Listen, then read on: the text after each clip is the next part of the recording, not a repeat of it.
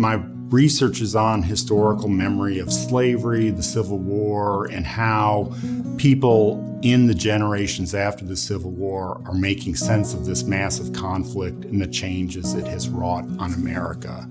John Parker was born a slave, purchased his freedom, and became a pretty successful owner of a small iron foundry in Ripley. And he was also known to be involved with the Underground Railroad. So years ago, I had gone to Ripley to see this exhibit. That kind of clued me into the importance of Ripley generally as a site of Underground Railroad activity.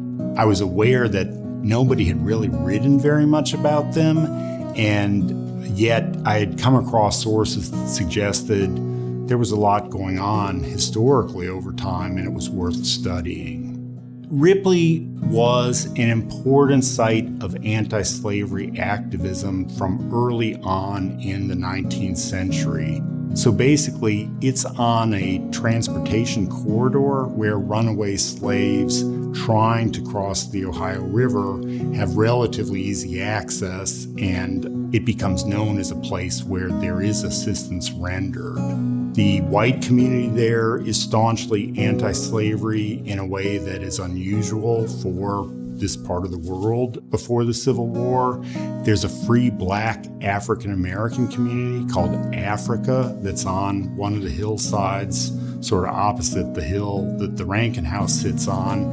And one thing that scholars have recognized for a long time, and there's ongoing research, is that immediately after the Civil War, white Northerners sort of took over the history of the Underground Railroad. There's this kind of romanticization of the movement, and pretty quickly it seems like everybody's cousin, uncle, father-in-law was somehow involved in the Underground Railroad. And what that does is create this body of remembrance, but it suppresses what historians have identified as the real story. What I find interesting is the photographs that begin to be taken in the very early 20th century of sites that are known to have been associated with the Underground Railroad, and very elderly people that are remembered as having been conductors or somehow active.